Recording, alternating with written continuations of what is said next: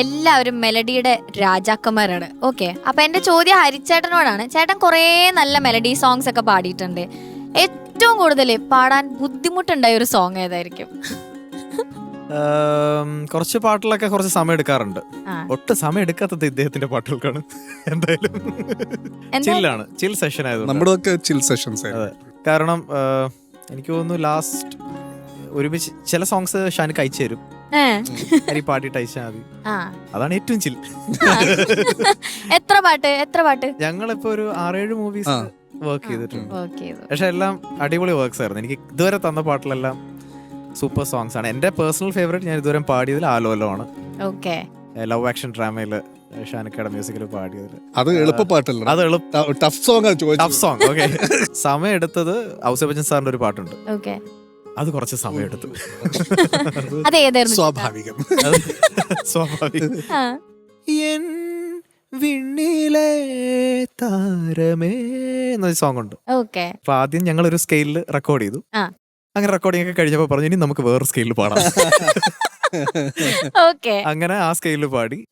പിന്നെ സാറിന്റെ കുറച്ച് ഐഡിയാസ് ഉണ്ട്, അത് മീറ്റ് ചെയ്യുന്നത് വരെ സാറ് അറ്റംപ്റ്റ് തന്നുകൊണ്ടിരിക്കും. അപ്പം അതൊന്നും വേണ്ടിയല്ല, ആ പാട്ടിന്റെ ഏറ്റവും ബെസ്റ്റ് നമ്മുടെ അടുത്തുനിന്ന് കിട്ടാൻ വേണ്ടി സാറ് ആ ഒരു അറ്റംപ്റ്റ് ചെയ്യുന്നതാണ്. അപ്പം നമ്മൾ ക്ഷമയോടെ എനിക്ക് തോന്നുന്നു 2-3 ദിവസം എടുത്തത്. അങ്ങനെ പതുക്കെ ബ്രേക്ക് ചെയ്ത് പാടിയൊരു പാട്ടായിരുന്നു അത്. ഏറ്റവും സമയം കുറഞ്ഞത് എനിക്കൊന്ന് ആലോലോ ആയിരിക്കും.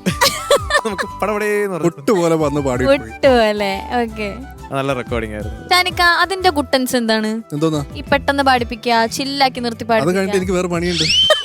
സത്യം. അതുകൊണ്ട് അതെനിക്ക് ഇഷ്ടപ്പെട്ടു. അല്ല, നമ്മൾ ഈ പാട്ട് കമ്പോസ് ചെയ്യുന്ന സമയത്ത് തന്നെ മനസ്സിൽ വരും ഇത് ആര് പാടണം എന്നുള്ളത്. അല്ലാതെ ആര് പാടണം എന്ന് ഫിക്സ് ചെയ്തിട്ടല്ല ഒരു പാട്ട് കമ്പോസ് ചെയ്യണം. ഈ പാട്ട് കമ്പോസിങ് ഏകദേശം കഴിയുമ്പോഴേക്കും എനിക്ക് ഫീമെയിൽ വോയിസ് ഗൗരി എൻ്റെ തലയിൽ വന്നു, മെയിൽ വോയിസ് ഹരി എന്നുള്ളതും ഓൾറെഡി എൻ്റെ തലയിൽ വന്നു. അതേപോലെ തന്നെയാണ് ഇപ്പം അടാർ ലെവൽ മുന്നാലെ കമ്പോസ് ചെയ്ത സമയത്ത് ഫസ്റ്റ് തലയിൽ വന്നു ഹരി. ഓക്കെ, അത് പിന്നെ അത് ഫിക്സ്ഡ് ആണ്. നമുക്ക് ആ വോയിസിൻ്റെ അപ്പുറത്തേക്ക് നമുക്ക് ചിന്തിക്കാൻ പറ്റില്ല. അപ്പം കാര്യങ്ങൾ എളുപ്പമാണ്. Actually you know what you are doing. നമുക്കറിയാം. ഞാനിങ്ങനെ വിളിച്ച് ഇങ്ങനെ കുറേ വരികൾ ഇങ്ങനെ കണ്ടിന്യൂസ്ലി പാടിപ്പിക്കുന്ന ഒരു ശീലം എനിക്കില്ല. ഇപ്പം ഫസ്റ്റ് ടേക്കിൽ തന്നെ എനിക്ക് വേണ്ടത് കിട്ടിക്കഴിഞ്ഞാൽ ഓക്കെയാണ്, ഞാൻ ഹാപ്പി. വേറെ അതിനപ്പുറത്തേക്ക് പിന്നെ ചിലപ്പോൾ ഇംപ്രൂവൈസ് ചെയ്യുമ്പോഴൊക്കെ ചിലപ്പോൾ എൻ്റെ മനസ്സിലുണ്ടായിരുന്ന ഒരു ഐഡിയ ഒക്കെ കംപ്ലീറ്റ് പോവും, എല്ലാം കഴിയുന്നു. ജിമിക്ക് കമ്മലൊക്കെ വിനീത് ഒറ്റ ടേക്കാണ്. ഞാൻ അവനോട് പറഞ്ഞതും അത് തന്നെയാണ്. എനിക്ക് ഈ പാട്ടിന് എനിക്കൊരു വൃത്തികേട് വേണം, നന്മ വേണ്ട ഒരു വൃത്തികേട് വേണം. അപ്പം ഒറ്റ ടേക്ക് ഞാനിത് എടുക്കും. അളി അതെങ്ങനെ ശരിയാവും, നമുക്ക് എന്ത് കറക്റ്റ് ചെയ്ത് ഞാൻ ഇത് കറക്റ്റ് ചെയ്ത് പാടേണ്ട പാട്ടല്ല, ഇത് കോളേജിൽ പിള്ളേർ പാടുന്ന ഒരു പാട്ടാണ്. അപ്പൊ അത്ര ഒരു ഫിനെസ് മതി ഇതിന്. അതുകൊണ്ട് നീ അത് പാടിക്ക്, ഒറ്റയടിക്ക് അങ്ങ് പാടിയാൽ മതി. അതിൽ എന്തൊക്കെ വൃത്തികേടുണ്ടോ അതൊക്കെ ഞാൻ എടുക്കും. അങ്ങനെ ഒറ്റ ടേക്കിൽ പാടിയതാണത്. അവൻ പറഞ്ഞു നമുക്കത് കുറച്ചുകൂടി ശരിയാക്കാം, നമുക്ക് ഈ ഏരിയ ഞാൻ പറഞ്ഞു ഒരു ഏരിയ ഇല്ല, നമുക്ക് ഇത് മതി.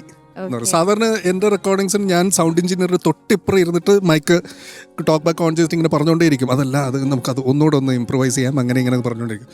ഇതിൻ്റെ റെക്കോർഡിംഗ് നടക്കുമ്പോൾ സൗണ്ട് എഞ്ചിനീയർ അവിടെ ഉണ്ട്, വിനീത് ബൂത്തിലുണ്ട്, ഞാൻ പുറകിൽ സോഫയിൽ മെസ്സേജ് അയച്ചുകൊണ്ടിരിക്കുക കിടന്നിട്ട്. ഞാൻ ആ പാട്ടിനെ അങ്ങനെയാണ് കണ്ടത്. അപ്പോൾ അത് പുറത്തിറങ്ങിയപ്പോഴും അത് എനിക്ക് വേണ്ട ഫീൽ അത് ആൾക്കാരിലേക്ക് കമ്മ്യൂണിക്കേറ്റ് ആയി. അതെ, പക്ഷെ വിനീതേട്ടൻ ഒറ്റ ടേക്കിലാണ് പൊളിച്ച സാധനം. അതെ.